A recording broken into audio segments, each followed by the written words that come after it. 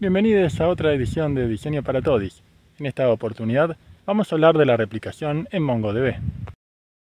El proceso de replicación consiste en tener copias o réplicas de nuestra base de datos principal, que en el caso de Mongo se representa a partir de un nodo primario.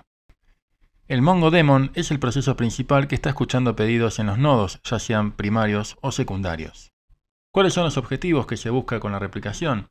El primero es tener un esquema redundante que nos ayude a proteger la información. Por otra parte, además del backup, otra cosa que buscamos es aumentar la capacidad de nuestro sistema en general.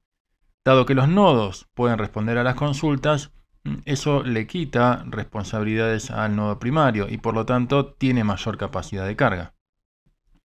Comenzaremos a desarrollar el taller aprovechando que aquí tenemos un archivo Docker Compose que va a ayudarnos a levantar todos los containers necesarios. Fíjense que por el momento no tenemos ningún contenedor levantado, así que hacemos Docker Compose app-d y eso levantará 4 instancias de Mongo que ahora podemos chequear dónde están. Fíjense que tenemos, cada una tiene su instancia definida en el puerto 27017, que es el puerto por defecto que utiliza Mongo. Y está publicado hacia afuera en nuestro local con los puertos que van del 27058 al 27061. Estos 4 contenedores de Mongo van a servir para distintos fines. Inicialmente vamos a tener un nodo primario en el 27058 en el que llamamos Mongo 1 y tendremos 2 nodos secundarios, Mongo 2 y Mongo 3. Veremos después para qué utilizamos el Mongo 4. Si echamos un vistazo al archivo Docker Compose que acabamos de levantar, fíjense que aparecerán los 4 servicios que son las 4 instancias de Mongo que estamos en este momento utilizando. No funcionan por el momento con replicación, pero lo harán muy pronto. Las 4 instancias participan de la misma subred por motivos que luego vamos a ver, que es básicamente la manera en la cual la aplicación de Spring Boot puede trabajar con un esquema de replicación. Y tanto el nodo Mongo 1 como el Mongo 2, como el Mongo 3, como el Mongo 4 son contenedores basados en la última imagen de la base de datos Mongo. Lo único que tienen de particular es que Mongo 1, al ser el nodo primario, necesita que levanten antes los otros nodos que son los secundarios y el misterioso Mongo 4. Vamos a iniciar la replicación ejecutando el siguiente comando. Docker exec sobre la instancia Mongo 1, este script que ven ustedes a la izquierda, que se llama rsinit, y lo que está haciendo aquí es configurando los 3 elementos que van a formar parte de la replicación, el nodo primario y los 2 nodos secundarios, y luego le está pidiendo, que inicie la replicación. A continuación nos vamos a conectar al nodo primario, como vemos aquí. Para eso vamos a ejecutar el comando docker exec -it de interactivo, el nombre de nuestro nodo primario que es Mongo 1 y bash. Aquí fíjense que estamos en el raíz del contenedor de Mongo 1, de nuestro nodo primario. Y aquí podemos ver la estructura de ese directorio raíz. Vamos a levantar el shell de Mongo y eso nos conecta a la base de datos test, la que podemos ver aquí. También nos está avisando que Mongo 1 forma parte de un esquema de replicación y es el nodo primario. Eso se puede ver de muchas maneras. Una de las maneras de las cuales podemos hacerlo es rs-status, ¿sí? Y acá fíjense que lo que nos permite ver es cuál es el estado actual de la replicación. El nombre del replica set, del conjunto de réplicas, se llama dbrs. Luego tenemos aquí como nodo primario la IP que nosotros le definimos para Mongo 1. Estamos dentro de Mongo 1, por lo tanto, no es consciente de que otros lo llaman Mongo 1, pero sí es consciente de que existen otras 2 instancias que son justamente los nodos secundarios de este replica set. ¿Qué vamos a hacer a continuación? Vamos a crear una base de datos de facturación que llamaremos facturación, justamente. Y a partir de aquí vamos a insertar en una colección un producto. El producto va a tener un Universal Unique ID 1 y una descripción acorde. Nosotros le decimos pirufio. Esto en formato JSON permite generar un nuevo documento dentro de la colección de productos en un esquema de réplica set.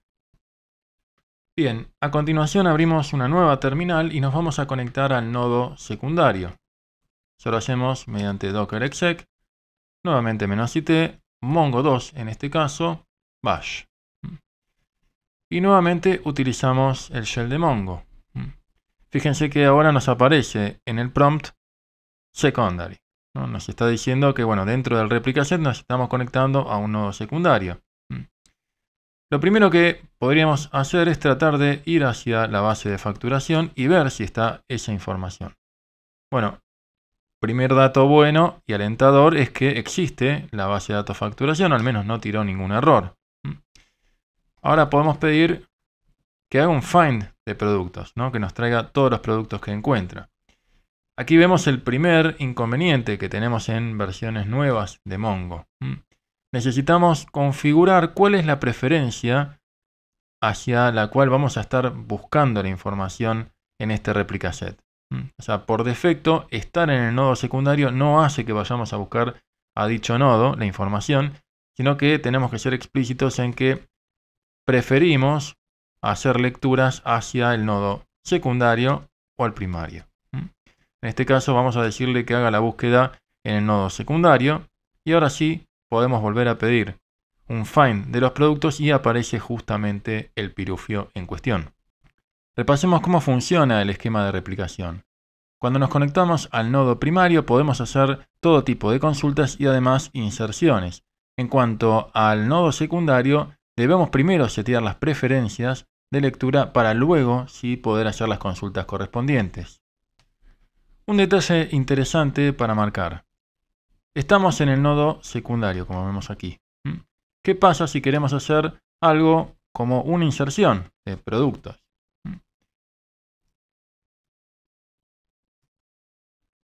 Lo que nos va a responder Mongo es que al no estar en el nodo primario no podemos hacer inserciones, ni actualizaciones, ni eliminaciones.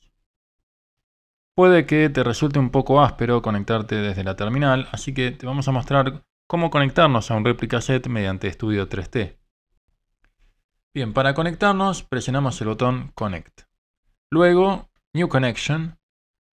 Podemos importar una URI, te vamos a facilitar la URI en el repositorio que vamos a subir. También te podemos mostrar en este video cómo se configura manualmente, para lo cual elegimos la selección manual y nos vamos a esta ventana de diálogo donde vamos a elegir el nombre del replica set, en este caso del video. En server vamos a cambiar de standalone a un modelo de replica set. Aquí vamos a editar, seleccionando primero el nodo 27058, que es el que actúa como nodo primario. Luego agregamos un nodo secundario, que es el 27059. Y por último, el 27060, que es el último de los nodos secundarios, ¿no? Tenemos Mongo 1, Mongo 2 y Mongo 3. El nombre del replica set habíamos dicho que era DBRS y una cosa muy simpática es tener la preferencia de lectura ya preseteada en la conexión, de manera que Mongo no se va a quejar cuando hagamos las consultas. Una vez que terminamos podemos probar la conexión, nos da todo ok y por último grabamos esta configuración para luego poder conectarnos al replica set. Veamos aquí que tenemos esta base de datos de facturación y sobre productos podemos hacer botón derecho, Open IntelliShell y ejecutamos esta consulta que con un poquito de suerte nos está devolviendo el pirufio que queremos. Volviendo a la replicación, un detalle interesante es que cada uno de los nodos envía periódicamente un heartbeat, es decir, una prueba indicando que la instancia está activa y por lo tanto forma parte de nuestro replica set. En este caso vemos aquí que hay un nodo primario, dos nodos secundarios y cada uno de ellos recibe y envía un heartbeat. ¿Qué sucede cuando el nodo primario se cae? Deja de enviar el heartbeat y entonces todos los nodos secundarios deben decidir cuál es el nuevo nodo primario. Esto ocurre rápidamente, de manera de no perder información, y así nuestro sistema se vuelve tolerante a fallos. El esquema de replicación de Mongo permite definir un nodo árbitro cuya única finalidad es definir cuál va a ser el nuevo nodo primario cuando se caiga el original. Un detalle importante es que el nodo árbitro no almacena ni replica información dentro de su instancia. Nos vamos a conectar nuevamente al nodo primario. Entonces, docker exec, -it, mongo1, bash, y luego levantemos el shell de Mongo. Ahora necesitamos decirle que vamos a hacer cambios en el replica set, para lo cual tenemos que escribir el siguiente comando. Es un comando que nos dice, bueno, vamos a administrar el replica set. Y por último, lo que vamos a hacer es agregar un árbitro. Para eso tenemos un objeto rs que está apuntando al replica set y le vamos a pedir que agregue un árbitro utilizando esta IP, que es la IP de Mongo 4, y el puerto default. Una vez que lo agregamos, podemos hacer lo siguiente. Pedimos rs_status y además de tener un nodo primario y dos nodos secundarios, fíjense que aparece nuestro nuevo nodo Mongo 4, que es el elegido como el árbitro. Ya hemos conocido algunos de los chequeos que podemos hacer en nuestro sistema de replicación. rs_status nos devuelve cuáles son los nodos activos, los que son accesibles e incluso cuáles están teniendo inconvenientes. También tenemos rsconf, que nos permite ver cuál es la configuración con la cual establecimos este esquema de replicación. Y por último, un detalle interesante para monitorear posibles lags de los nodos secundarios, es decir, si hay demoras en el esquema de replicación para pasar la información del nodo primario a secundario, tenemos rs_print secondary replication info. Eso nos permite, por ejemplo, determinar que por el momento no estamos teniendo ningún tipo de lag. Si bien Mongo se ubica dentro de las bases de datos que priorizan la consistencia por sobre la disponibilidad, cuando estamos en un esquema con replicación, lo que ocurre es que hay una consistencia eventual, sobre todo si estamos insertando información en un nodo primario y estamos leyendo en un nodo secundario. Es decir, hay un momento, un pequeño delta de tiempo en el cual cierta información podría no existir. A continuación les vamos a contar cómo funciona una aplicación en Spring Boot que utiliza un replica set de Mongo, el replica set que nosotros definimos anteriormente. La aplicación va a funcionar de la misma manera, es decir, no tiene ningún cambio sustancial, solamente tiene una configuración del origen de datos que va a ser diferente. Entonces lo vamos a ubicar en un archivo que se llama application replica YAML y donde el origen de datos será muy similar a un servidor standalone de Mongo, solo que aquí vamos a trabajar con un replica set. ¿Qué características tiene ese origen de datos? Tiene el driver, el usuario, la contraseña, que para todo el replica set es el mismo, la base de datos a la cual nosotros nos vamos a conectar, pero además lo que vamos a hacer es, en lugar de trabajar con un único host, vamos a tener varios hosts. Incluso podríamos tener host puertos diferentes.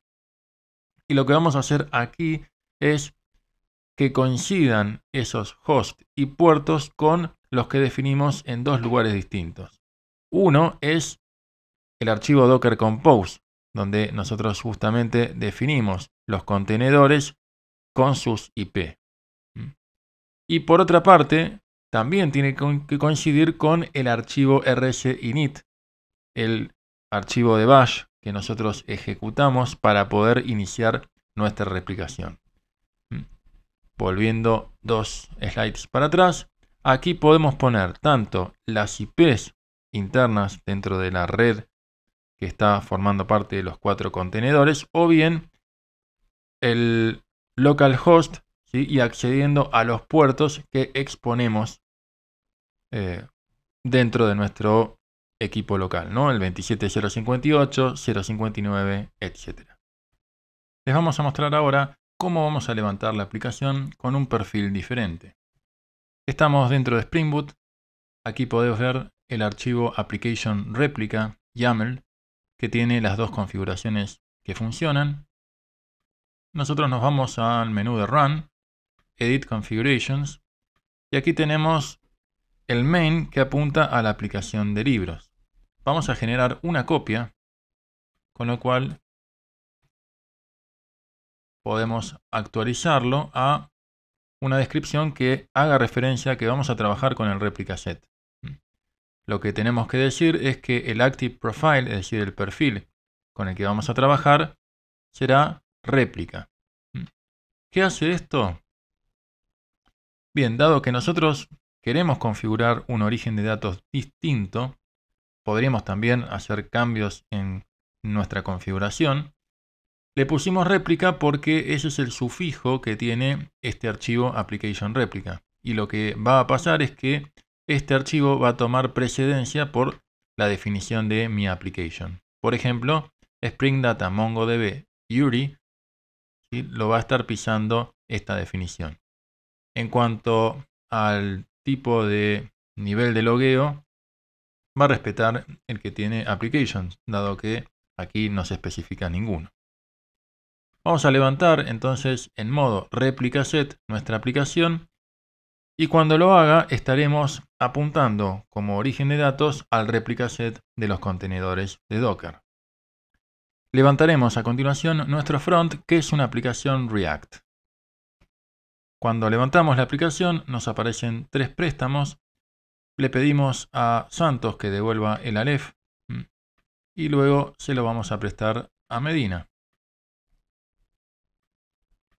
El Aleph vuelve a estar nuevamente disponible para un nuevo préstamo y vemos que la aplicación funciona correctamente. Muy bien, nos vamos a conectar ahora a la instancia de Mongo 2, que es nuestro nodo secundario. Escribimos aquí Mongo Shell y fíjense que cuando pedimos el estado de nuestra replicación, tenemos el primer nodo, el que tiene una IP que termina en 10 como primario, este es Mongo 1, luego el secundario Mongo 2, el 11, y el 12 también es secundario. Hagamos lo siguiente, miremos cuáles son las instancias que están corriendo, las 4 instancias de Mongo. ¿Qué pasa si yo detengo el nodo primario? Es decir, hago un docker stop Mongo y mientras tanto vuelvo a pedir el estado de mi replica set. Fíjense que en un primer momento Mongo 1, es decir, el que termina en 10, pasa a ser secundario, ¿no? Es decir, se da cuenta que al no estar enviando el heartbeat, primero pasa a ser secundario y luego, cuando volvemos a tirar un rsstatus, lo que nos dice es que dado que no nos mandó el heartbeat, asumimos que ya no está accesible dentro de la red. No sabemos qué pasó. O sea, nosotros sí sabemos lo que pasó, que es que detuvimos el servicio, pero fíjense que ya no está accesible, así que alguien tiene que tomar la posta y ese alguien en este caso fue Mongo 3. Por eso nosotros vamos a seguir viendo aquí secondary, mientras que si vamos a una terminal más y pedimos docker exec -it mongo 3 bash y levantamos el shell de Mongo, nos va a aparecer aquí que estamos en el nodo primario. La pregunta que podemos hacernos es, mientras estuvimos haciendo todo esto, ¿qué va a pasar con la aplicación? Bueno, la respuesta es, nada, va a seguir funcionando normalmente. Fíjense que le pedimos a Medina que devolviera un libro y ahora le prestamos otro libro, en este caso a Santos, ¿sí? La aplicación sigue funcionando aunque nosotros hayamos detenido el nodo primario, porque cualquiera de los nodos secundarios puede tomar la posta. Vemos aquí que están corriendo nuevamente las 4 instancias que acabo de levantar. Vengo a Studio 3T y voy a establecer dos nuevas conexiones.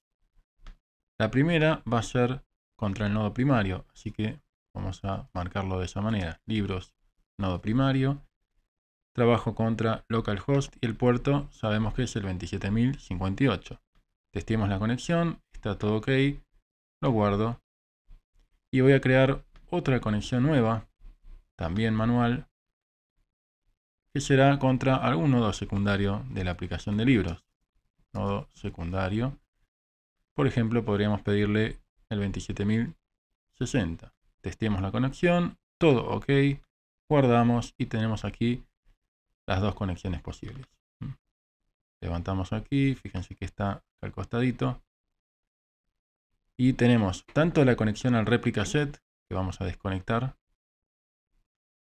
como la conexión directa al MongoDaemon del nodo primario y también la conexión directa al MongoDaemon del nodo secundario. En este momento yo los veo como si fueran dos servidores en modo standalone, aunque por supuesto trabajan en réplica. Nos paramos en la base de datos libros de nuestro nodo primario, abrimos la ventana de IntelliShell y hagamos una búsqueda de libros donde podemos ver que están todos estos libros.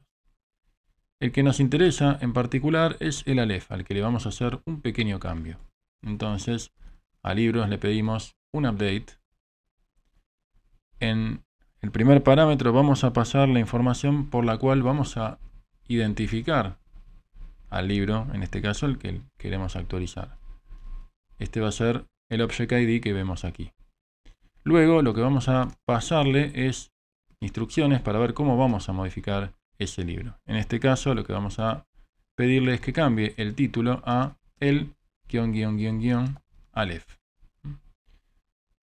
Ejecutamos la consulta, fíjense que macheó exactamente un libro y si volvemos ahora a pedir un find, vamos a ver que el libro del Aleph se modificó.